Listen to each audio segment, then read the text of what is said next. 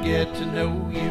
We're gonna talk it out. We're gonna get to know you and what you're all about. We're gonna get to know just what makes you feel alive. We're gonna get to know how you build, lead, and thrive. Build, Lead, and Thrive. Voices of the Androscoggin. Welcome to Build, Lead, Thrive, Voices of Androscoggin, a bi-monthly podcast that features in-depth conversations with the people shaping Androscoggin County. Each episode dives into personal stories, showcasing the leaders and entrepreneurs behind the region's economic and community vitality. Hi, I'm your host, Shanna Cox, President and CEO of the LA Metro Chamber. I'm joined by longtime friend, a local talent, and our producer, Mr. Mark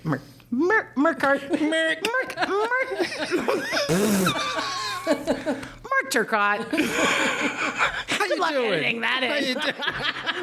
I'm going to make it sound He's seamless. He's going to pull that from a different episode is what he's going to do. Hi, Shanna. Hi, Mark. Hi, Shanna. How are you? I'm doing swimmingly. Thanks How for are being you? Back. Thanks for having me back. Congratulations on our 1-year anniversary. I know, right? It's just exciting. Who'd have thunk it? I prayed for it, hoped for it. When we first started, people didn't give us a month. And here we are, a year later. It's incredible, our progress. It's incredible. Yeah. Today, we get to celebrate that with our special guests. So we're joined by Meg Hatch. She's our Executive Director at the Sexual Assault Prevention and Response Services. Folks around here just refer to it as SAPARS. Serving Androscoggin, Oxford, and Franklin counties. Meg has spent nearly 2 decades in the field of sexual violence prevention and response and is known for leading with honesty, compassion, and my favorite part, real-world practicality. So welcome. Thank you. Yeah. Really happy to be here. Thanks. You apparently in our anniversary episode, so. I'm sorry I didn't bring you a gift. We'll let you sing a song later. Okay. That would be a gift. We have a long history of bad singing on this show, so I hope that you don't disrupt that by sounding good in any way. I won't. Okay, thank goodness. Thank goodness. Before we jump in, make sure you guys take a second to follow or subscribe wherever you're listening. It really helps others discover these local stories and make sure that you don't miss an episode. So, let's talk a little bit about Meg. Meg, I'm going to sing your song for a second. You get just to sit there and, blush or squirm or whatever might come your way. Meg's the Executive Director of SAPARS, which is a nonprofit that's been supporting survivors and educating communities for more than 40 years. In her role, Meg oversees strategy, programs, and people, ensuring that SAPARS continues to meet its mission of providing compassionate services to survivors, delivering prevention education, and advocating for systemic change. In fact, you spend a lot of time in systems work. I have. I love that. I think fundamentally, I just embrace systems work and folks who can work on and within systems while still moving to action and executing in day-to-day work. And that's a rare blend and one of my favorite things about you. Yeah, it can be rewarding and frustrating. Yeah. I don't, as I'm sure you can imagine. It's two sides of the same coin, right? If you're 100%. Yeah, if you're putting any of that in the bank, it's definitely coming with both. No, that's been my experience too. So nearly 2 decades of experience in Maine's sexual violence prevention and response field have spanned literally every level of this work. So from frontline advocacy to organizational leadership. Meg's career includes serving as the Associate Dean of the Student Experience and Title IX Coordinator at Colby College, leading the Children's Advocacy Center Network at the Maine Coalition Against Sexual Assault, and working as a forensic interviewer, a program manager, and a prevention educator. It's kind of like you've done everything. Kind of, yeah.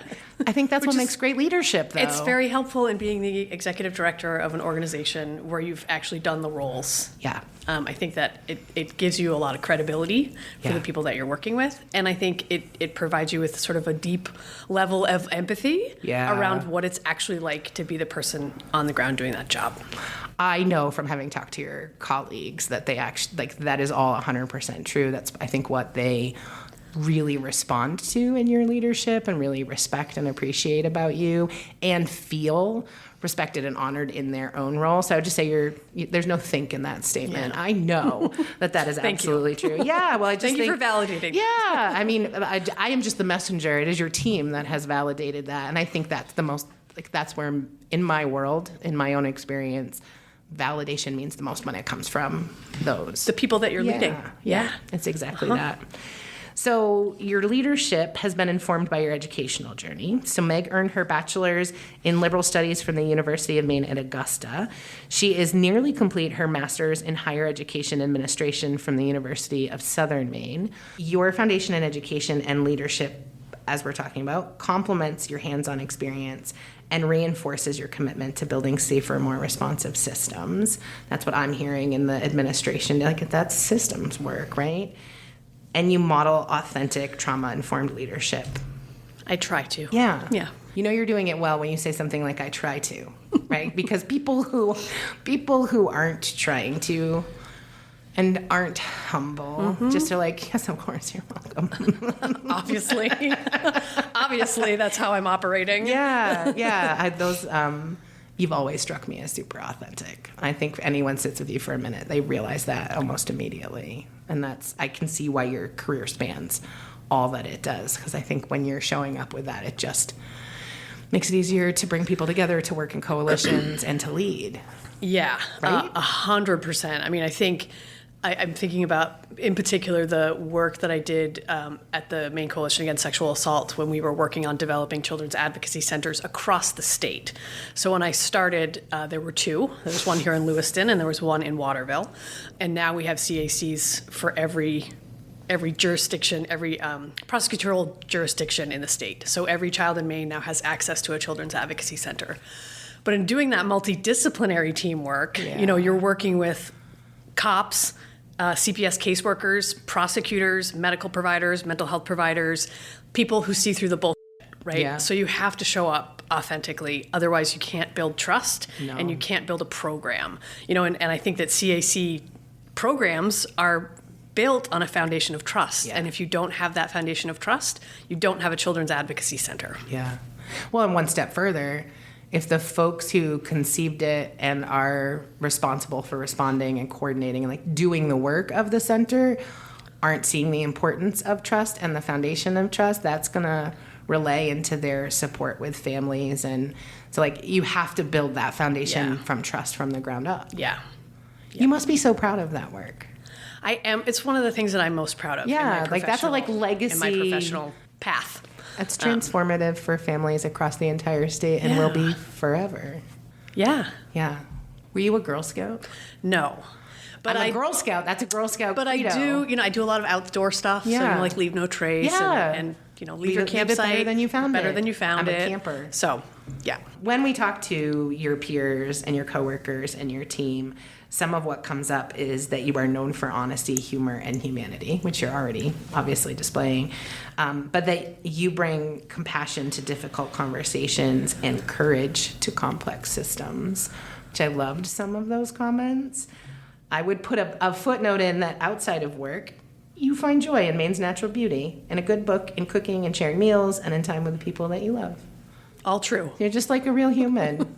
It's always a good reminder for folks. I try to highlight that. I think sometimes, particularly organizational leaders or folks who have done like big systems work, from the outside looking in, we just get caught up as titles or a series of assumptions. And it's just really nice to remind folks that you're like a whole human. I'm just a person. Right. And I think having had some of the experiences that I've had, like talking to legislators or going to Washington, D.C. and meeting with our delegation and like having those conversations with, people in positions of significant power demonstrates that they're just people too. That's the fundamental they're just thing. people too. I think that's the thing that keeps me calm in a lot of situations is like I've had weird intersections in spheres of influence and power.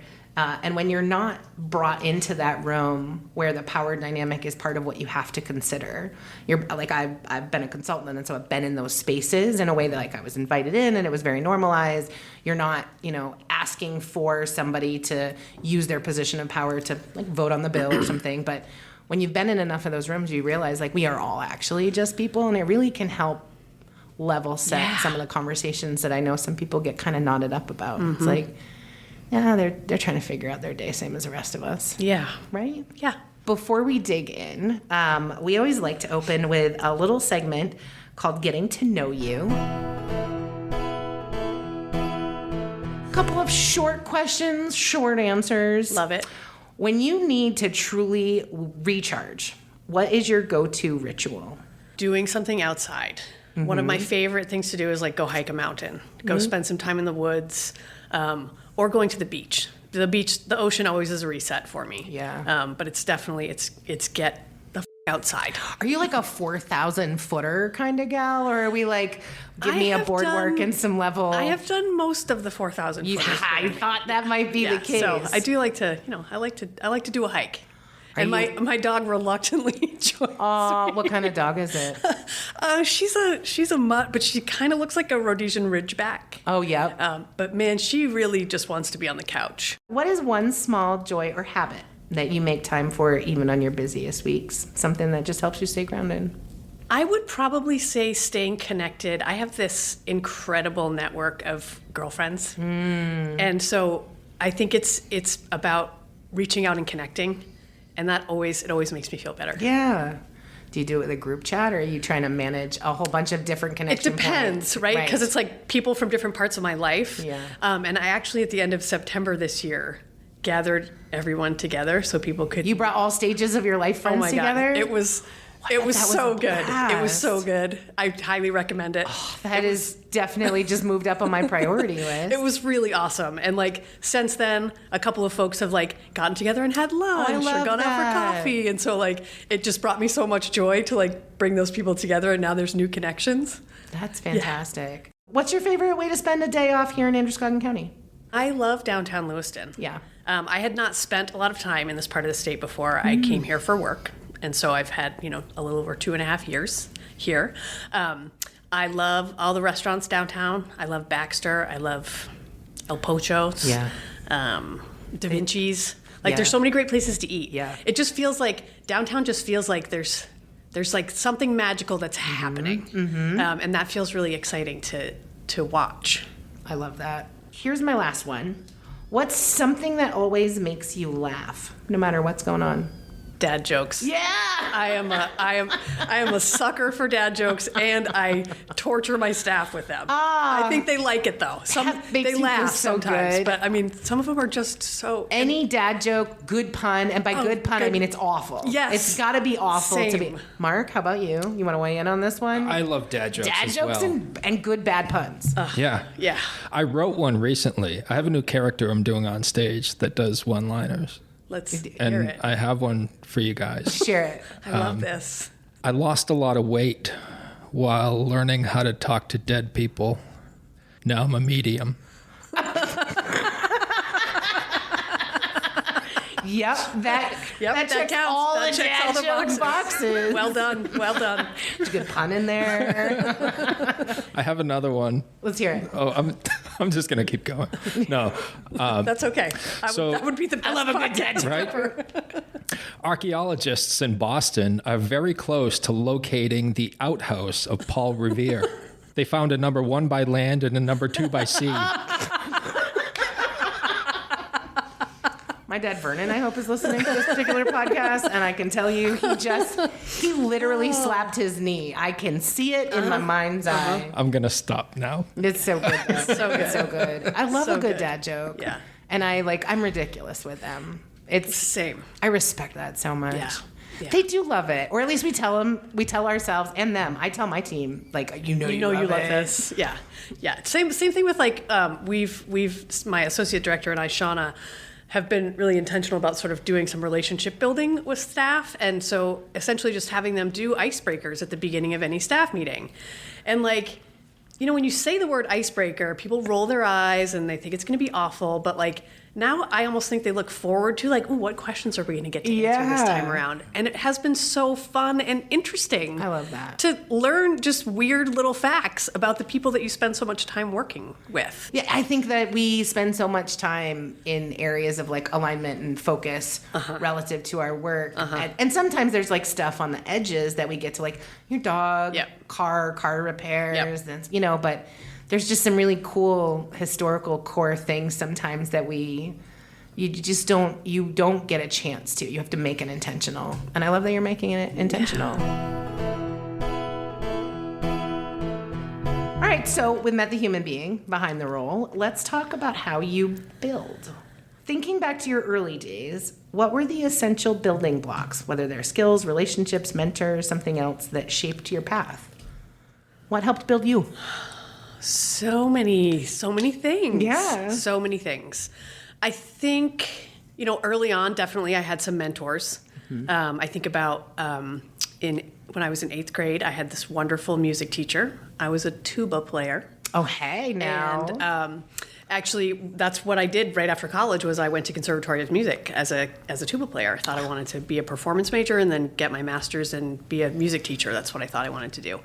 But that's not what I wanted to do, turns out. So I took a different path. But I think about, like, people. It's a lot of people. Yeah. And on both sides of that, right? Like, having really excellent leadership and having really leadership. Yeah. And knowing, like, I don't ever want to be that person. But, wow, I really like those things that this person is doing. So I think having examples is really helpful. Yeah. And then having people give me opportunities that, like, I really didn't deserve. Or maybe you deserved but hadn't thought about for yourself. Well, yeah, I mean... Do you really think you weren't deserving? Okay, so I'm going to tell you a story. It's going to take a little bit, but I love this is that. going to demonstrate this. So when I first got into this work, so at the time I was a massage therapist part-time and a baker part-time. And I met someone who was the executive director of a different sexual assault center.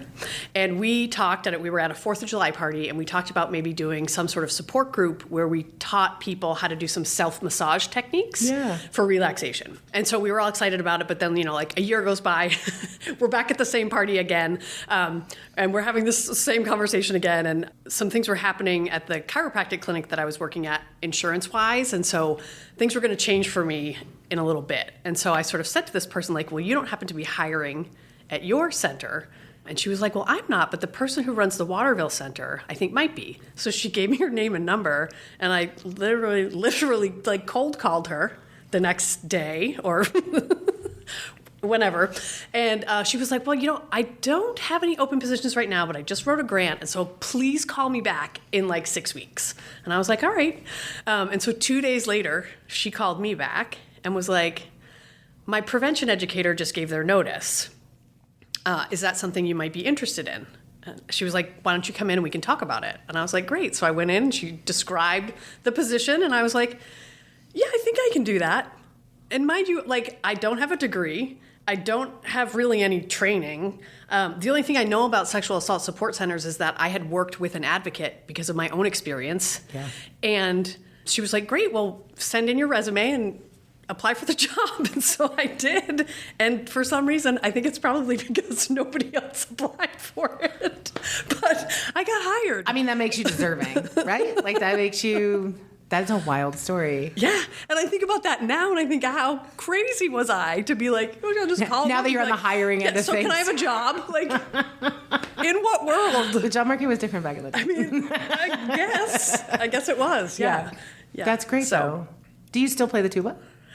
I do not. It's been a very long time. I bet you could pick it up. I probably could. Yeah. But muscle memory for that long must be there. It's been a while. Doesn't mean you sound great necessarily. You might be squeaky a little. I out don't of the want gate. to do it on the podcast. I'm gonna. Oh wow! It just so Could you imagine if I was hiding a tuba we under did the a deep table? dive on your Facebook and found that picture of you with a tuba. And I found a tuba. And I alerted Mark to this. Don't worry, you're safe. I did none of those things today. Great. Your face for a second, though. Yeah, could you imagine? Let's just pull that out. When you stepped into your ED role, what were some of the first kind of structural investments that you focused on to help build you in your role and your organization as you took it? So a couple of things come to mind. Because I believe that, like, relationships are the foundation, right, of a successful organization. One of the first things that I did, and, as staff, some of whom knew me, just from Maine is a big, small town, as you know. And, the sexual assault support center world is quite small. And so people sort of knew me professionally as a colleague. Yeah. But I think people were still, not everybody, but I think people were still nervous, right? Because you never know. When someone gets into a leadership role, they might be a completely different person than when they were a colleague, which I also think is terrible when people do that. But that's a different topic. Yeah. Wow. So I wanted to be really intentional about, I met with Shauna before I started, and we had a lovely lunch at Da Vinci's, and we spent like 2 hours together. And she had applied for the job, And so I knew that. And so one of the first things I wanted to talk about with her was like, look, like I know that you applied for the job and I just want to like give you an opportunity. If you've got things you want to say about that, like let's talk about it. Yeah. Like before I come to the office. And she said to me, she was like, oh my God, Meg. She's like, I'm so relieved it's you and not me.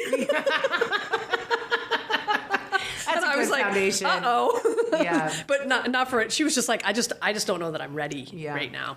And she had a lot going on in her personal life. And she was like, I'm actually really relieved. And timing matters. Sometimes timing is sure. the only thing that differentiates. For sure. And then I really was intentional about setting up a time to meet individually with every single staff person to be like, tell me about your work. Tell me about what you love about your job. Tell me about what's hard. Tell me about what you're hoping from leadership. Yeah. What would be helpful? What would be most helpful for you? I think that went a long way. Yeah. And then a few months in, we did a staff climate survey, so that staff could have an opportunity to provide us with anonymous feedback, and that's something that we do on a regular basis. I think that's really important in sort of, again, building that trust, helping people feel heard, allowing people to have an opportunity to sort of create the environment within which they work. Yeah. And I think it was just being really intentional about having those icebreakers at the beginning of our meetings, being a little bit foolish, telling bad dad jokes, letting people see me as a full human being, being transparent when I'm having a bad day or if something happened at home, like feeling like I could, not overshare, but like this is a safe place where I could talk about it. Yeah. And so I feel like those were sort of the strategies at the beginning to sort of immediately start trying to build that trust and build those relationships so that then we could get together and do some work around that. Yeah.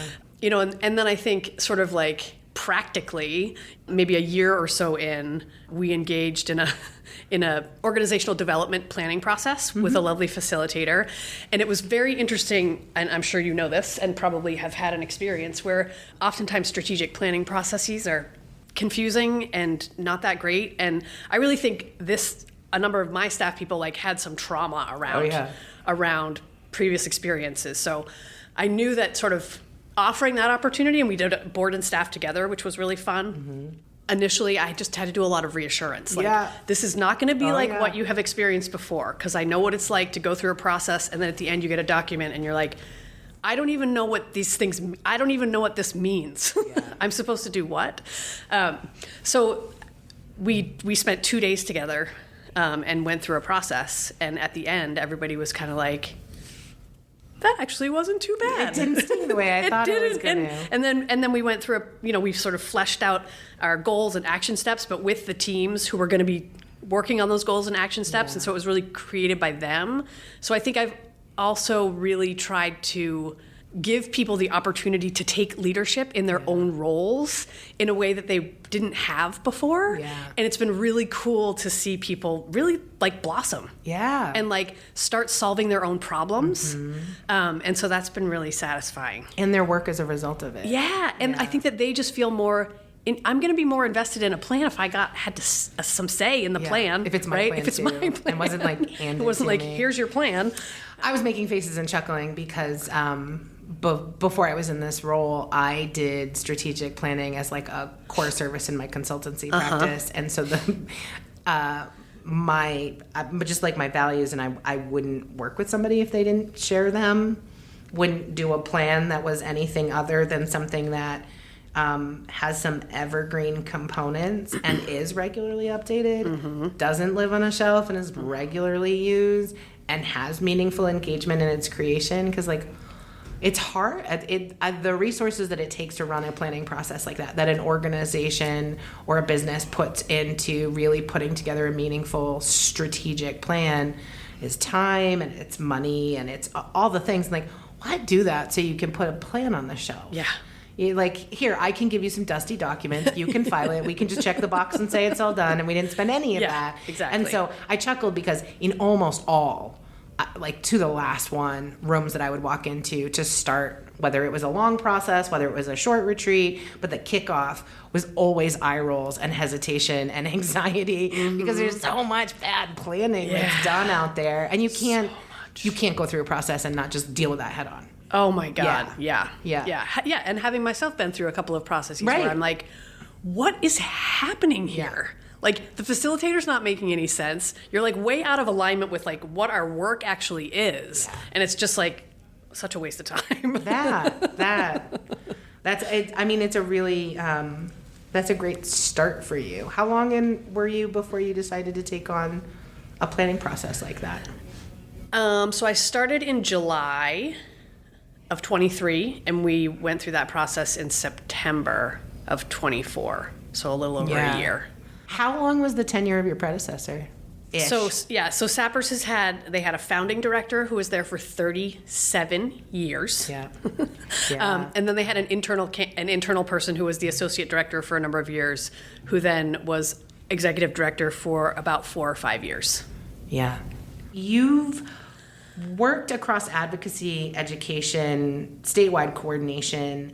What have you learned about building systems that actually serve survivors and the people who do the work? Like, what's your learning around system building? Again, in a nutshell. Yeah, I mean, again, and I say this, and I keep saying this, and every time I say it, I'm like, I think this is just the answer. That it's all about relationships. Yeah. It's foundationally all about relationships, yeah. And taking the time to build the trust to make those relationships sustainable. Yeah. And I think that that's a place where a lot of times we don't spend the time intentionally because we don't think we have it. But again, it saves you. Yeah. You know, if you spend 30 minutes doing that, just get to know you as a human being session with somebody. Makes everything easier. It makes everything and quicker easier. And right, because they can see you as a person. And that makes collaboration so much easier. But you can't do any of that work. And you can't do systems change if people don't trust you. Yeah. I love your consistency in your answer, so that's great. But I mean, I think it's because it's real, right? Yeah. It's authentic. It really is about people and relationships. It's been my experience that a lot of people don't apply that logic or thinking to systems, and systems change, right? Like, okay, maybe an organization can be about people. Certainly an interpersonal relationship can be about people. But when you're looking at like institutions or systems and you get to those higher levels of change making, policy creation within those spaces, I think oftentimes people really just see it as the system. It's this kind of esoteric, hard thing to, and like in some of the work that I've done, one of the phrases that we would share regularly is humanize the system. Yep. If you want to change the system, you have to humanize the system because there are intervention points in the system that are real and they're human based, and you have to have the relationships to do it. And even if it feels redundant to you, I love that that's your answer around a question around building systems, because I just don't think the relationship building gets applied to systems nearly enough. Yeah. And in every place that I've had any minutia of success in moving a system or intervening in a system, it's always relationships. Yep. It's like the first place to think about what the opportunity is. Yeah. Yeah. And I think particularly when you're thinking about like a system that responds to child abuse, right? Like you keep the kids at the center of that, right? And you can recenter folks when people get sort of off in policy weeds or other weeds. You can bring people back by saying like, but what we really want to do here is make this system that responds to this specific thing better for kids and their supportive caregivers. Yeah. How does that show up in your work? It's not easy what you do, particularly if you're not just working at the admin or systems level and you are having a one-on-one conversation with a staff person and something they had to face that day, and those days must come. Yeah. How do you sustain yourself or your team? So we very intentionally talk about taking care of ourselves in practical ways. I have book a massage. I have a dear friend who actually is a massage therapist. Yeah, I believe in massage. That was not a diss on massage. But she also does some very cool other. Her name is Crystal McLean. Her business is Crystal McLean Creative. So shout out to Crystal from Bristol. But that's easy to remember. I'll send you a link to her stuff because she does create what she calls creative self-care, and it's about teaching people what happens to your brain when you're under stress and why when you're under stress you literally cannot think in the same way that you think when you're not. And so we've actually had Crystal come and do a couple of workshops for our staff, and that was another place, people were like, I was like, when I sent out the email, I was like, and my friend Crystal is going to come and do a self-care workshop for us. I can feel your eye rolls from here. But again, trust me, like this is going to be not what you think it's going to be. Yeah. And staff talk about her all the time, you know? And so we're really intentional about naming that this work is hard, that vicarious trauma is real, that if you're having a one-on-one with someone and it sounds like maybe this is triggering you in a way, let's explore that and how can we best support you? You know, is this maybe a client where we should have somebody else work with? Like, we try to be flexible around those sorts of things. We also try to be flexible around like work hours to a certain extent, right? Like if you want to start your day at 7:30, great. If you want to start your day at 9, great. If you need to work from home, no problem. Yeah. You know, and I think that that's been helpful for staff. Is just, you know, in the nonprofit world, as you know, like people don't do it for the pay, right? And it's particularly difficult, you know, for organizations like ours where we rely mostly on federal and state funding. You know, we're trying to sort of build up our unrestricted funds so that we can do more regular raises and keep up with cost of living and all of that stuff. But it's hard. And so we really try to think about where else can we be flexible and let people sort of have autonomy over their job. Get your work done, right? Like get your work done. But like also we can be flexible. Yeah. We understand that you're a full human. We understand that your job is not the only thing in your life. Like other things are going on. And so I think we just try to be sensitive and just name the thing, you know, like name it to tame it. You know, I think that's real. When folks are going through hard times, I think sometimes the narrative that they hear and that other really genuinely well-meaning, like could be an in-law, could be a family member, let alone coworkers, but it's like, well, you sound really stressed. You should book a massage. Yeah. Are you taking care of yourself? Yeah. You should there's some one-off solution instead of self-care being like a practice that you're supported, that an environment and culture is built around. And a massage might absolutely be a key part of that strategy, but like booking a solid 90 minutes doesn't somehow eradicate whatever else is happening in your life. Exactly. And that's what Crystal teaches. Is it's really about Crystal from Bristol. I'll give her a shout out too. I love that. Implementing, 30-second strategies, 1-minute strategies, 5-minute strategies that are practical and accessible that you can do like literally sitting at your desk. Yeah. And it is about like genuine self-care, right? Is about creating those things and those practices within your life so that when hits the fan, you have some tools in your toolbox and you can go back to them and be like, oh yeah, remember if I just take 3 deep breaths, that's totally going to reset my nervous system. Yeah. And then I'm going to be able to think, and then I'm going to be able to make the next move, and then I'm going to be able to like make it through this day. Talking about it in brain science has been like my favorite strategy for getting to like the most deeply eye-rolling people who are like, oh, with your hooey-fooey. Yeah, you want me to take a bubble bath. Yeah, right. And to help people like genuinely understand, your like stress or anxiety has physical symbols that can help show you what you're going through that you might not be tuned into if you're not careful. But the brain science of it, I have found that to be the best way of having a breakthrough in like this larger conversation around self-care or balance or sustaining oneself during kind of like hard seasons of work, or like you're in it and you know the light is not at the end of the tunnel until 3 months from now. Like this isn't it's a tough week or I'm overscheduled. You're in a season of it. And to help folks really realize like this isn't you didn't stiffen up your spine or you're not managing yourself well enough. There's all of these narratives, and women are just as guilty, but I do find that sometimes men are more resistant to hearing that message. Sure. And I hate the decades, millennia of gender norms and gender structure that's been placed on that, because like you have a one-on-one conversation with somebody and the stresses and the balances and they're there pretty equally for all people. Yeah. Which means like just having a good tool really does matter. Yeah. And it also gives people, it's almost like you give them permission to like empower themselves in like recognizing that you don't have control over the things that are stressing you out. Yeah. But you have control over the way that you manage them internally. Your team's lucky. They know that. But I'm going to lift it up. Your team is lucky. Thank you. Just saying. Thank you. Just saying.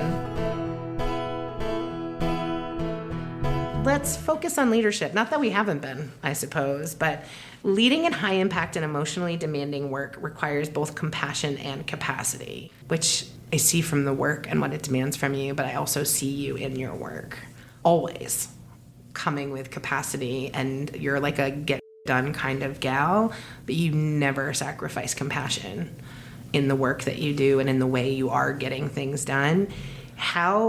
You've named some of this around your team, but how do you think about that balance of compassion and capacity in the light of the world and the scale of the work that you do and the importance of the work that you do? Yeah, that's a good question. Thanks. Take a minute. Yeah, I'm sort of thinking about being compassionate, but also like the work has to get done, right? And so it's that. Sometimes you have... And work can sometimes be paralyzing. Yeah. I feel that, and my field is not your field. Yeah. Your field is, I've worked in areas adjacent to your field and had personal experiences that know just like how challenging it is. And so like... Yeah, I think for me it's about clear and consistent communication, right? So I'm thinking about this person who we hired, and within the first 2 months I was like, this isn't going to work out. Yeah. And, so you have to be responsible and take, we have to follow our personnel policy and sort of take the steps. And so I was kind of compassionate in relaying the messages to this person, but also had to sort of and on Tuesday this happened, on Wednesday this happened, on Thursday this happened, and we're not serving the people who we're here to serve in the way that we should be serving them, and that's just not acceptable. And so I think you can still get done, because I do want to get done. Yeah. And I've also learned that sometimes it's going to take longer than I want it to. Oh. And I just have to I have to learn how to understand that some people take a little more time in order to sort of make a change or do a thing. And so I think it's about consistency. It's about clarity. Oftentimes, particularly when you're having to deliver sort of hard news, people tend to use too many words, try to sort of cushion it in a way when it's actually better to just be straightforward. Yeah. And you can be straightforward and kind at the same time. Yeah. Yeah. But I think sometimes people feel like that's an impossible. You can't be both of those things. If you're the boss and you have to sort of lay down the law sometimes, and that's the case. But I think that you can do it in a way that's kind and compassionate. Yeah. Unless someone's being a jerk to you, and then in which case, put up your boundaries. And hold firm. Yeah. Well said. Well said. No, I think that's right. So maybe that was the lesson, but I want to give you the opportunity to think expansively. Okay. What's a leadership lesson you only learned once you were the one making the final call? Because there's so many leadership lessons we learn on our pathway, but there are some things you really can't learn that lesson meaningfully until you are the one responsible for making the call and you're in the role. Yep. We have kind of a leadership team at SAPARS who I rely on really heavily for making those hard decisions. Yeah. And I haven't yet had the experience where the three of us have been in gridlock or disagreement. Yeah.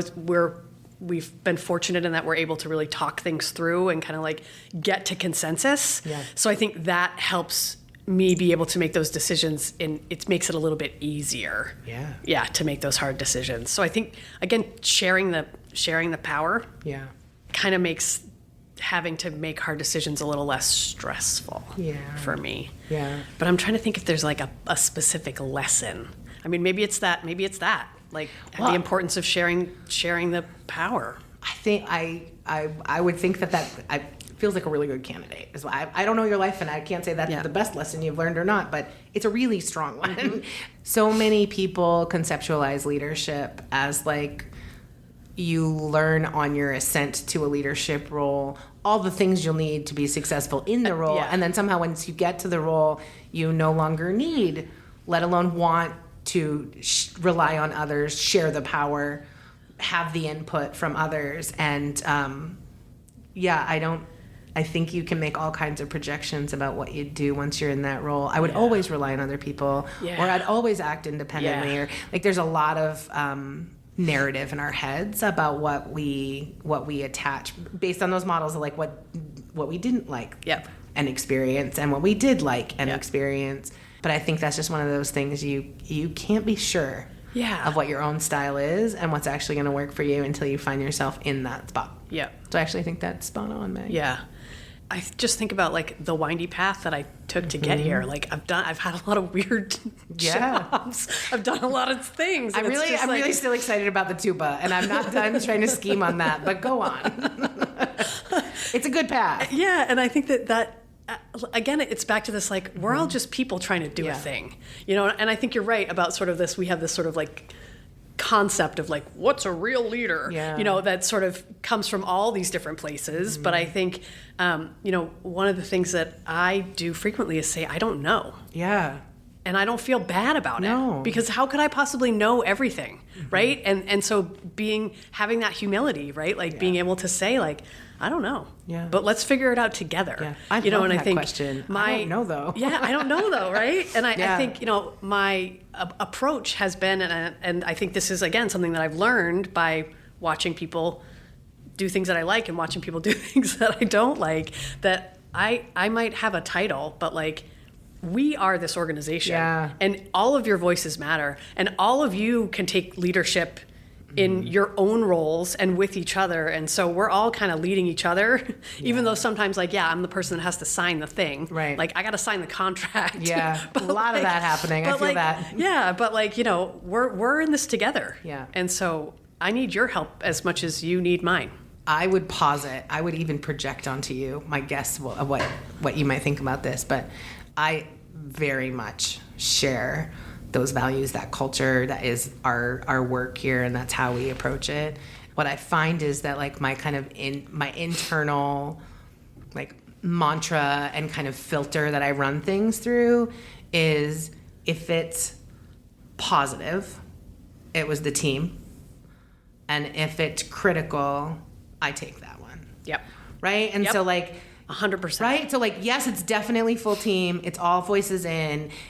We'll reach that decision together. But if something doesn't work out, right? I take, and yes. And that's like part of that culture, which sounds a little like dissonance, because like everything's about the whole team except failures. Yeah. In which case, I mean, it's not that I'm not holding folks accountable. Sure. Right. But yeah, if there's I'm in the boardroom and they're like, page 4 has an error on it. I'm like, that's my error. Me. Thank you so much. Yeah.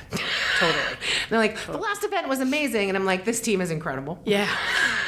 Right. Yeah. Always. It's whenever there's something nice said, I am always making sure that the person who actually made the thing happen is getting the credit for it. Because I've worked for somebody who never did that. Yeah. And who in fact took credit for things that they didn't do. And it's like, how? Yuck. Just gross. How can you do that? And so being really intentional about when people say nice things, to be like, or I get an email from, a nurse at the hospital who says, so-and-so advocate was here last night with my patient and she was so wonderful and we're so lucky to have her. Like, I am definitely sending that to like everybody. Be like, hey, shout out to so-and-so, like keep up the great work. Yeah. 'Cause I just think that's so, so important. But again, when things go, when someone's got something that's, not positive feedback, that's on me. Yeah. Even if it is my staff person, right? Like we're not supporting them appropriately, or they didn't get the training that they needed, or there's a disconnect here. So I will own that and then hold them accountable if that's what needs to happen. Yeah. For sure. I pegged you for that. Yeah. I was pretty sure that was the case. Call. I don't know if there's a way to have these values share that kind of, ethos on how to lead and what being a leader means, and somehow, I don't know, be 100% in on like, and if something went wrong, it's everybody's. Like, it just feels like on paper, it feels like those two should not come together. And yet I don't know anyone who I align with and who shares those philosophies and don't do it that way. Yep. Right? Yep. Yeah. Yeah. Yep, I'm thinking about like one of Have you ever met anybody who's like, we share the wins and we share the losses and I tell everybody that they screwed up? Like, no, I just can't imagine it. Yeah, I don't think that creates the culture that we're going for. Right. Yeah. Right? There's got to be a Harvard Business Review out there, research paper that maybe I can dig in and tell me I'm right or wrong on that one. Be like, see? I'm confident regardless. I don't need a report. I think we're doing great. Yeah, I mean, we have lived experience. That speaks for something. Yeah, I think that... I think that, you know, again, it just builds trust with your team. Like, this person they're going to protect me like they said they were going to protect me. Yeah. And, like, they're going to take on those sort of... If you can take the icky stuff off of people's plates without overwhelming yourself, obviously. Yeah. But, like, why wouldn't you? I can't think of a good reason. I know plenty of people who could, though, maybe, because they do it. But they're not in this room. It's an icky thing for you, and an icky thing for you, and an icky thing for you. I heard someone's icky thing. I'm going to give it to you today. That's, I'm all out. Yeah, they're just not here today, whoever those people are. Yeah. They're the ones who taught us all the lessons about who we didn't want to be. Yeah. I don't know that it's working for them either. Just saying. Yeah. You've done such a great job kind of getting at some of the things I wanted to dig into. Here's a question. Maybe that you could put, like, you've spoken to this a little bit. Maybe you could offer some examples or some more to it. But you've worked across different institutions and I would say different fields within your larger kind of response sector and your, you know, wandering journey to get where you are, tubas included. What do you think is the most effective or important way, something to keep in mind as you try to align partners around shared outcomes? Yeah. So not just internally, right? But like when you're doing that systems work, what feels kind of fundamental to you around how to align like really disparate people with really different language? I think of like some kind of the wonky specific terms that different people use. I mean, you're trying to get them to work across sectors or backgrounds, public, private, all of those pieces. What do you think? So you've had great success here. I think you have to start from a place of curiosity. I think you need to spend the time giving people opportunities to talk about their experience. You have to be a good listener, and you have to be able to reflect back what people are saying to you. Yeah. We would do this really interesting exercise with multidisciplinary teams when we were first starting the work with, like, when you're first, like, you know who you have to bring to the table. Yeah. But then you sort of do an exercise where you get people to kind of like talk through, all right, currently, if a report of child sexual abuse comes into DHHS or law enforcement, talk us through your case process. And it's super messy. Yeah. And it always is. Yeah. And then you can pose questions like, you know, at what point did the caregiver get connected with someone who could support them? Oftentimes the answer and then was, you let it hang. Never, right? Right. And so you sort of like pose these questions about like how that essentially get at like, how could we be doing this better? Yeah. And then you can sort of introduce, like, thank you for going through that exercise with me. These cases are always really complicated and messy. That's just the nature of this work. Yeah.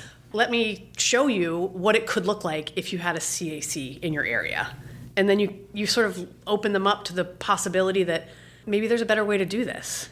And I think, you know, at that point in time, like every other state in the country is using this model. So like, let's get on board guys. here. Yeah. And then I think using peer-to-peer education, right? Like I had a lieutenant from the state police who he and I traveled up to the county several times, down to Calais several times, and he was such an advocate for the model that he could convince any other law enforcement detective in the state that like, oh, well, if this guy says it's all right, then maybe we could, and you do that, you know, if you have a super resistant prosecutor or a super resistant CPS, program administrator, you connect him with somebody who believes in the program and you say like, I'm going to let this person explain to you how this is going to make your job easier. Yeah. That, just to put a fine point on it, that last piece is in my mind, just like, I think it's so inherent and integrated into your work, but I just want to call it out for our listeners. The being able to name what's in it for you. What's the benefit like to it you? Just, I mean, the best person to deliver that message is somebody with credibility who is, you know, most kind of resembles in whatever ways, like comes from the same sector, speaks the same language and understands. But it just like, I think sometimes in the nonprofit sector, the notion that like the thing that we're trying to do is a good enough reason. that I don't have to explain why it'll make your work easier or your day smoother or your paperwork lighter, like, because it's feeding people is the right thing to, like, and there are really virtuous missions. There are really good reasons that we should get together or do the thing or start the initiative or create the coalition. If you can't also answer, like, both have to be there. You can't have a crappy organizing reason or principle to get people excited around the outcome. But, like, you have to be able to say, this is going to take more work. Like, whatever I'm trying to get you to align on is going to ask more from you before you get all of the benefits of it. So I better be able to tell you what they are. Yes. Right? Yes. You just threw it in as a footnote, but for me, it's a really, I think sometimes, and I love the nonprofit sector. I've got years in the nonprofit sector, but I think sometimes in the nonprofit sector, we kind of, because it's the right thing to do, feels like it should be enough of an answer. Right. And it can't be. And it can't be. It can't be. Right. And I think also... This is where you excel. Yes. I mean, you excel in lots of places, but you always nail this part. I try to. Well, but that's my because point. I think right, if I come in and say it's the trying that really sets you apart. Let's change how we're doing it. Yeah. Like, right, like let's change how we're doing this really complicated thing. Yeah. What people hear is we're doing a bad job. Yeah. And you want me to do more work to maybe do the same job. You haven't really told me how it's going to be better. Exactly. Right. But I think you have to be able to show them, like, this is not only, we're not only doing the right things because it's better for kids and families. Yeah. Right. Though that matters because that matters, but it's also going to make your job easier because we're eliminating we're going to do all the coordination. We're going to deal with that caregiver who's having the worst day of their life. Yeah. We can spend 30 minutes on the phone with them. Yeah. I know that you don't have that as a detective. Right. Or as a CPS caseworker. Yeah. So being able to sort of say, like, here's how it's going to make it easier for you. But I was also thinking about the sort of a different scenario, but I think one that kind of frustrates people around nonprofits is people coming in with the big ideas, the sort of like visionary folks that don't spend the time doing the like. Oh yeah. My mental movie screen is just like headshots rolling through right now. I'm familiar with I'm thinking of one person in particular too, where it was like, holy moly, like how did you get to this job? Like who has been doing your job? It is impressive the way sometimes the competence is not actually the most important defining feature for advancement. For real. Wild. It's wild to me. Yeah. Yeah. No, I think that's right.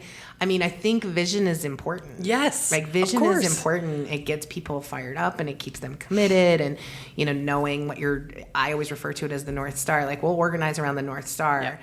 And like there's, the trails might get weird or the pass might be snowed in and but like the North Star, we're always going in the right direction. That can be really key to folks. But if you can't articulate like how you're going to get there and how it's going to make it better for you, like a little bit, or your plan to get clear on that plan at least, like just naming, like I know we need an implementation, but we're not plan. there yet.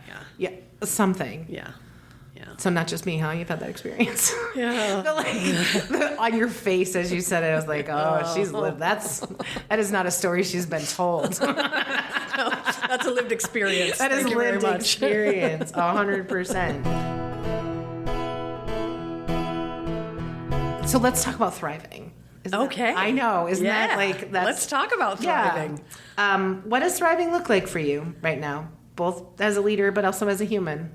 When you think about thriving. Right now at this point in time? Yeah. At this particular point in time? Most importantly, exactly at this point in time. Because I think, like, I've had to reassess what thriving looks like for me, 4 times over the last 2 years. Yep. And I don't want to answer the question for you, but I would say that's part of thriving. Yeah. Is like taking context clues and your current situation into factor and then like allowing yourself to reassess. Yep. So right now. But specifically, it could be this whole week if you want. The first word that came to mind was joy. Yeah. Right? Like, because there's so much chaos and uncertainty and in a way that none of us have ever experienced. Yeah. And it's so easy to go down that drain of everything is terrible. Yeah.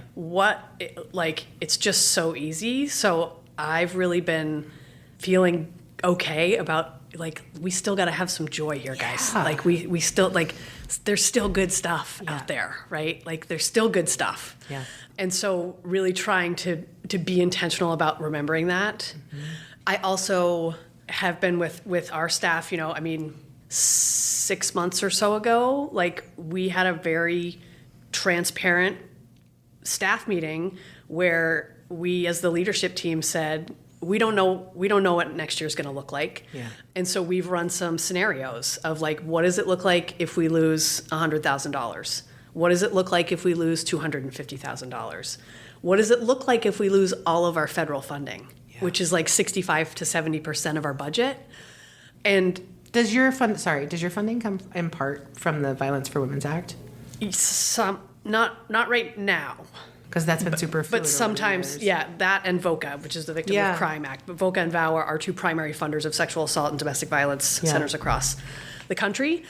And also in that conversation where we sort of said, like, look, here are the scenarios that we've played out, and I was very much like, and, like, if anybody else has ideas, like, we're open to it. Like, these are just 3 things that we came up with as the leadership team, and none of this is happening right now. So my strategy around all of this uncertainty has really been to, like, I'm not going to freak out until I know that I actually really have to freak out. Yeah. Like, because it doesn't serve anyone. It doesn't serve my organization. It doesn't serve the people who are working at SAPARS. Yeah. So I've tried to be really... It doesn't serve you as a human in your leadership role either. Right. To name, like, I know it's really scary and frustrating, and it's probably inducing a lot of anxiety in a lot of folks right now, but, like, right now we're okay. And I'm gonna keep communicating with you when I know it's different. And you will be the first people to know. And so reassuring people in that way of, like, the very least of what I can offer you right now is sort of like transparency and timeliness. Yeah. And, for fiscal year 26, which we're on the federal fiscal year. So you just kicked it off? Yeah, we're okay. We lost a little bit of funding, but we're okay. And so we will be for this fiscal year. Yeah. As long as... Nothing changes. As long as unpredictable. A few other things happen, right? Like it's not unpredictable like the government at all. stays open and the money keeps coming and and all of that stuff. Yeah. But I think that's how I would sort of answer that. Yeah. I don't remember what the question was, but you're doing great. I think I answered it. You're doing great. Was thriving? What was thriving? Right. How are we thriving? Yeah. Yeah. I mean, yeah. And again, just appreciation for the things that are beautiful and lovely and sweet in your life. Yeah. Back to the gratitude. Yeah. Yeah. I just want to, like, lift that up so much, in part because I think that's why so much feels uncertain right now, and there's so many people that's affecting their work, their mental health, their personal relationships. Like, I just hear that there's, newer data that's coming out that's reflecting that, the uncertainty just kind of wears on you. I just think we talk about transparency and communication, and I would just name that, like, yes, and those help alleviate the uncertainty in the areas of which you can have some control to alleviate the uncertainty. Is like, there might be a lot of things we don't know, but you will always know as much as I know. Yeah. Is a level of certainty in an uncertain environment that just, like, I sometimes think of it as, like, I cannot tell you that the building is secure, that the roof is good, but I can make sure the ground that you are standing on feels like it's not constantly in motion. Yeah. I can't do all of the things, but fundamentally we can set a foundation that feels, solid enough to withstand all of the other uncertainty that we're facing. And transparency and good communication, thoughtful, frequent, regular communication, I think are imperative. But I would just say that, like, that is you taking away some of the uncertainty for your team. I hope so. Yeah. No, I'm sorry you're facing that. I'm glad that you're not in the moment facing it. Yeah. This is a good time to tell people how they can support your work. Yeah, exactly. Say it, girl. Yeah. Sing your song. I mean, here we are coming up on end of year giving. Mm-hmm. So now's a great opportunity to keep SAPARS in mind. Yeah. And you can just go to our website, www.sapars.org, SAPARS. Mm-hmm. You can donate. There's a donate button right there. So it's easy to do. And you can feel good about it. And you can feel really good about it. Yeah. Because we're the only organization in this area serving survivors of sexual violence. Yeah. Yeah, all ages. We've spent All a little time ages. talking about child abuse and Yep. child sexual violence as it relates to the centers, Yep. but you serve a whole spectrum of folks. We do, yeah. Yeah. We're the people that respond in the middle of the night when someone goes to the ER and says, I think I've just been sexually assaulted. Yeah. We get the phone call too, and we show up for that. You know, it's work that's not for everybody, Yeah. but it's work that when people in the community need it, they're really glad we're here. Yeah. Yeah. I mean, you hope you don't need it, right? And Right, and I think that's why sexual assault is just a thing that people don't want to talk about generally, Yeah. right? But I think it's also important for people to know that it does happen in your community, and you want the services that we are able to offer to be available for the people in your community. any information you want to share about trends in our community as it relates to sexual assault, reports of sexual assault. I know that there was some fluctuations and some trends that we saw during the pandemic in relationships Yep. and violence and assault there. But I grew up in a really rural community, and my first experience kind of contextualizing and making sense of sexual assault. I was a child at the time, but I was one of the trusted folks in my class. I had a small class of like 32 students, super small town, and had pieced together the conversations that people had shared with me and realized that when I looked around my classroom, 2/3 of my class had some experience either with physical assault or sexual assault, Yep. and almost all of it was in their families' homes or personal environments, Yep. and nobody talked about it. Yeah. So like, the narrative that, I don't know, 24 out of 32 12 to 13-year-old students had was, I need someone to tell because this doesn't happen to anyone. I can't trust anyone because no one talks about it and no one else knows and no one else experiences this. And then when you mathed it up, that was a really shared experience, Yeah. and everybody was alone in it. Has Yeah. that changed? Has that changed? Meg, has that changed? I mean, I think probably in our lifetimes it has, Yeah. the needle has moved a little bit, Yeah. right? But, I still think that's very much Yeah. the experience of a survivor. Yeah. Especially a kid, but for anyone. And, I just think we are a place where you can go and you can talk about those things to people who can hear them and people who are not going to do more harm after you've told. that. And that's really important because I think oftentimes people say things in response to someone making a disclosure about sexual assault that are they're not intended to be unhelpful, but they can be very unhelpful. Yeah. And sometimes straight up damaging. And sometimes straight up damaging. And I will also say that it's still very common in my experience whenever I tell somebody about what I do, right, is they make their disclosure about their own experience Yeah. or someone they know almost every single time. Yeah. And, the main crime victimization survey that happens every 5 years bears out consistently 1 in 5 Mainers report on an anonymous survey that they've experienced a sexual assault in their lifetime. Yeah. So that's 20% of our population, but that's the tip of the iceberg. Totally. Right? Because even on an anonymous survey, Yeah. people aren't going to say that this happened to me. And I think people have a lot of experiences that they don't know how to define. That. I think language Until- is so, particularly when it's an until anonymous they survey. talk to somebody and somebody can say that's actually not okay for somebody to do that to you Yeah. without your consent. Yeah. Because so many things happen in silence. Yeah. Even in the experience. No one's talking about it, right? Like I think about my experience at Colby where I was the Title IX coordinator, and so taking reports of people's experiences and then talking to the other party about what happened and seeing how so often it's because we don't teach people how to talk about Yeah. sex in a good way. Yeah. And so many things happen because people don't know how to talk about consent, Yeah. right? And so normalizing, I think if we could have our way, right? Like we would have high quality comprehensive sex education in all of our schools. Yeah. Like that is primary prevention for sexual assault.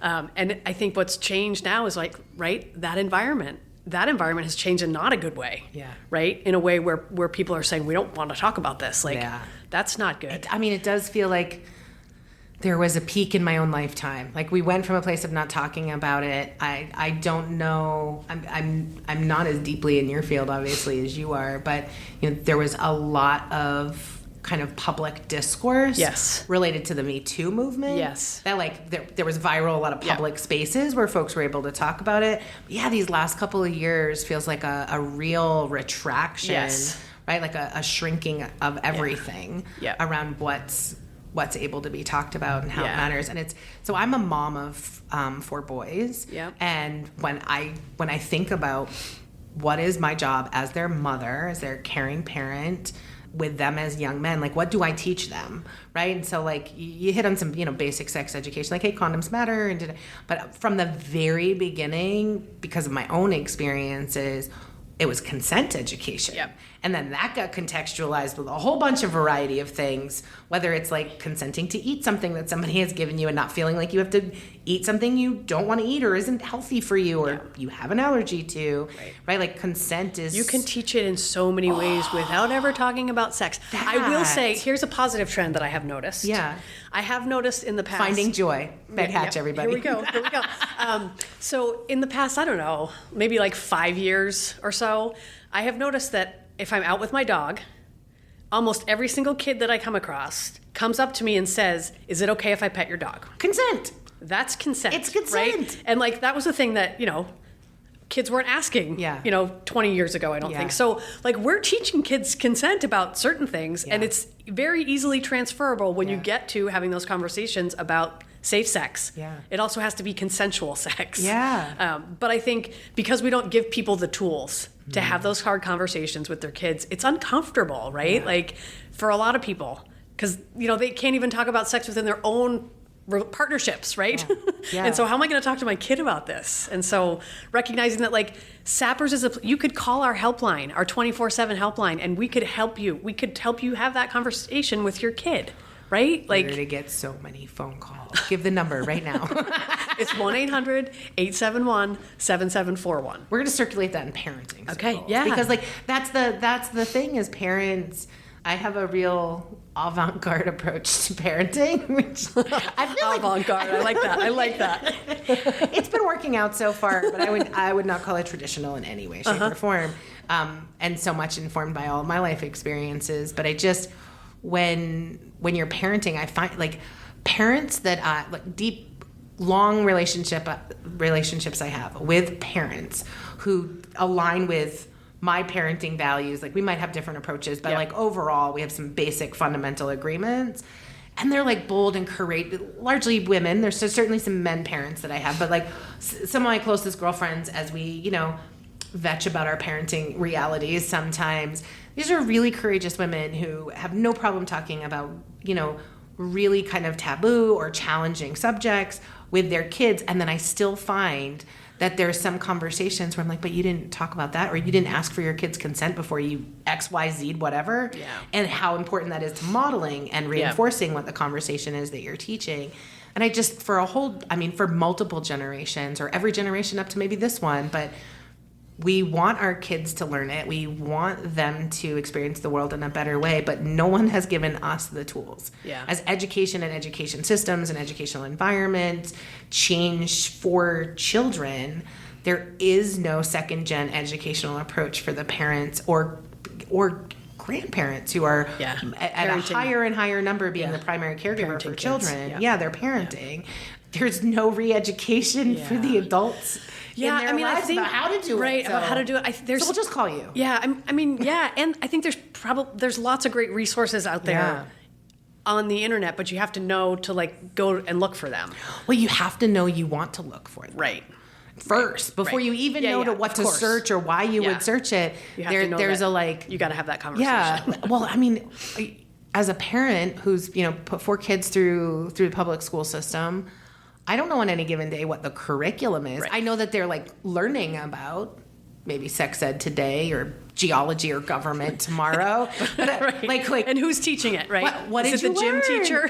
Right. And so, like, and it's hard for parents. So I think there's a whole bit of, like, I bet they've got that covered, right? Yeah. We talked about that, That's okay. The kid will let me know if I need to, like, rehash. And so there's Just saying. Yeah. So as far as like trends go, I mean, I don't know that we've seen any like trends in particular, but like I'd like to see a dropping trend. Can I make that my goal for like the world to give to you? I mean, we Not stay pretty achieve, consistent, Yeah. And I think probably over the last 20 years again, right? Like we've seen more people calling our helpline, more people reporting to the police, more people knowing that if you're sexually assaulted, you can go to the emergency department and have a sexual assault forensic exam done and get the care that you need.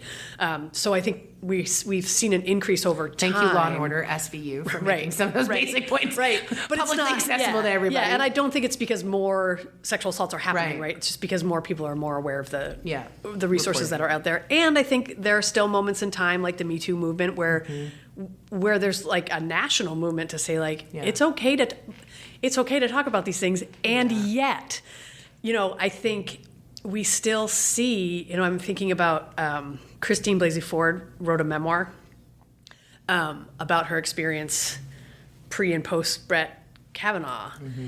And, 5 years later, when she's writing the book 5 years later, and her family is still experiencing like having to have a security detail. Yeah. And she still receives death threats. Yeah. So I also think there's sort of the other side of that where it's like, and people who come forward are still persecuted for telling their truth in really serious and dangerous ways. Yeah. That. Thanks for the work you're doing. Yeah.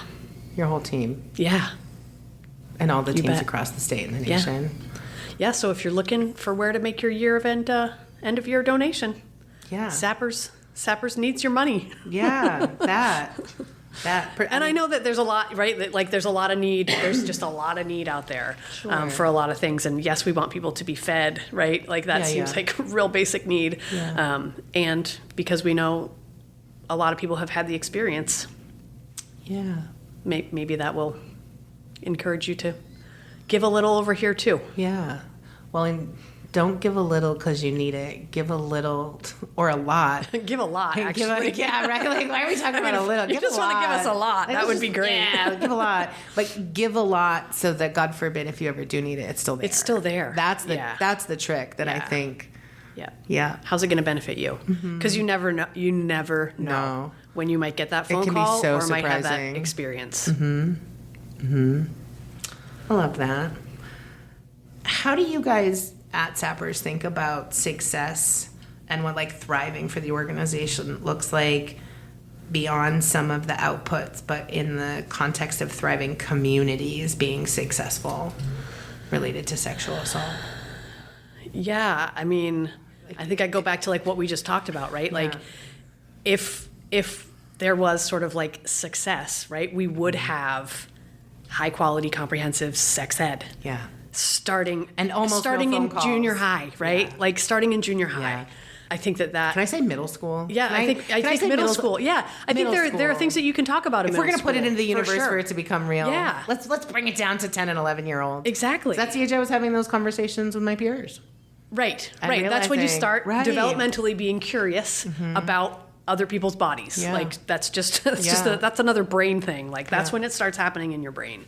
So I think that would be success, and then I just think that every we'd be able to meet every survivor's need, right? Because we can meet oftentimes some needs, but not all needs. Yeah. Recently, we've seen a bunch of people who are really in situations with unstable housing. Yeah. And that's really challenging, and that's not a need that we can fill. And so trying to figure out like where are the other resources around that. So I think if we again had enough unrestricted dollars that we could just meet people's needs, housing to make sure just meet people's needs, right? I think that would feel like success. And then I think like sort of organizationally, and I will say that SAPARS is one of those organizations that has really just dedicated staff. We have a lot of people who've been around for 5, 10, 15, 25 years. Yeah. So I think organizationally, right, it's about sustainability and staff retention and people loving their work. Yeah. And showing up and feeling like I'm making a difference. Oftentimes people will tell stories like around the lunch table about like, and I know that it feels so good for advocates to hear, and we hear it all the time. Like, thank you so much for being here. It made such a big difference. And like, that's meaningful work. Yeah. I love that vision of a thriving community. Can we do that? Can we make that? Yeah, like where people can know how to navigate consensual sex. Yeah. Because like sex is fun. Yeah. Right? Yeah. I'm a fan. I'm a big fan. But yeah, it's better when you know the rules and your partner and are able to have conversations about where people could consent. experience that joy without shame. Yeah. You know, like It's that. Well, and for so many people, myself included, first experience came with zero joy and lots of shame. Same. Yeah. Yeah. That's just so I love that world. Can we make that the thriving world where all sex is consensual, enjoyable, and fun, shame-free? Yeah. That sounds so good. Yeah, let's make that happen. All right. If we're going to wave magic working wands, on it. We're working on it. If we're going to set visions into the world to become real, I say we go big or go home. Yeah. Right? Uh-huh. We always end with, I would say, a simple question. It's an easy question. It might not be simple in all reality. When you think about the opportunity to give advice to a younger version of yourself, or maybe someone else starting on their own journey, what is the thing that you would say? What advice would you give? I would say don't be afraid to invite yourself to the party. Say more. Any party? Fun parties? Food parties? Definitely fun parties. But I think about like this, for example. Yeah. Like I just reached out to you and was like, hey, Shanna, I see you have a podcast. Can I be a guest? Yeah. I mean, I reached out to you all at the radio station. Like, hey, we have a golf tournament coming up. Can I come over and talk to you? And like, I mean, and that's sort of what I did when I first came to this area, because I'm from Maine, but not from here. But like, I just called up other executive directors and was like, "Hey, I'm new. Can I come over and learn from you?" And it's so powerful, right? And like, I remember our first meeting too, and like, I had met with like, I don't know, like 2 or 3 people before I met with you who were just kind of like real down on how awful everything was and how it's never going to get better, and so it was so refreshing to come in and meet Shanna, who was like, oh my God, let me tell you about all the exciting things that are happening in this area. A lot of great. And I walked out and I was like, okay, all right, okay. Yeah. We're going to be okay. Yeah, it's not as bad as I might have thought. Yeah, man. Your ability to see clearly really depends on how clear the windshield is. Yeah. Yeah. Yeah. Yeah. It's real. Turns out my backyard is much more beautiful than I thought from my kitchen window, because I had not washed the exterior of my kitchen window in 5 years. Really good at the front and side windows, but I somehow like the hose doesn't reach and yada yada yada. And but like it really does matter how clear the vision is. Yeah. It's going to really relate to what you're able to see. And if you got a bunch of people painting mud, it's hard to see. Yeah. There's a lot of great. Yeah. And you've found it. You've embraced it. You've helped contribute to it and expand on that lot of great. Yeah. So invite yourself to the party. Yeah. It's a really great advice, actually, that a lot of people need to hear. And maybe a couple people need to take differently. Maybe not so much you, but you definitely. But I think that's right. Mark, any questions or thoughts for Meg? I just want to say our guests have been killing it with the final question lately. I know. I'm going to have to compile a book of all of the responses to the advice to my younger self. Or you could make a little like leadership book. Yeah. That would be so cute. We need T-shirts too. Oh, that's a good idea. I love all this. Right. Build Lead Thrive logo. Yeah. The quote. Just a quote. Yes. The attribution. Yes. Killing it. Oh, Meg, thank you for the work that you do and for sharing more about it in your own leadership style and values. I think it's so great for people to hear that and to know the person behind the great work. You show up in public places, and I think folks get a sense of the work that you do, but I think the way that you do your work is as vital to the work that you do as to the actual work that you do. I think your ability to have real meaningful impact and sustain incredible people on your team is because of the stories and the values that you shared today. So I appreciate you doing it so honestly and comfortably and with joy and humor. I love when we leave a recording session and my cheeks hurt and my stomach hurts and we've had some good laughs. To our listeners, thanks for tuning in to Build, Lead, Thrive. Follow or subscribe on your favorite podcast platform. Share this episode with anyone who believes in building stronger leaders and a stronger Androscoggin County. We'll see you next time. We're gonna get to know you. We're gonna talk it out. We're gonna get to know you and what you're all about. We're gonna get to know just what makes you feel alive. We're gonna get to know how you build, lead, and thrive. Build, Lead, and Thrive. Voices of the Androscoggin.